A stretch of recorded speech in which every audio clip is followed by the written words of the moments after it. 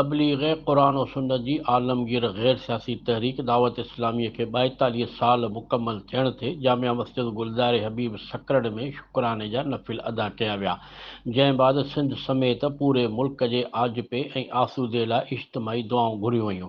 इन मौक़े ते शाहिद नवाज़ अत्तारी ॻाल्हाईंदे चयो त दावत इस्लामी जिते दीन इस्लाम जी सरबुलंदीअ लाइ पाण पतोड़ियो आहे, उते दावत इस्लामी जो फलाही इदारो Faizan global relief foundation FGRF ॾींहुं राति फलाह इंसानियत लाइ कोशिशूं करे रहियो आहे।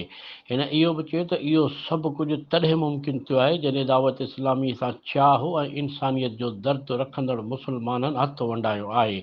इन में मुख्य किरदारु दावत इस्लामी जे अमीर मौलाना मोहम्मद इलियास क़ादरी जिन जो आहे, जिन जी तरबियत ऐं संदनि लखे मुरीदनि साथ ॾिनो आहे।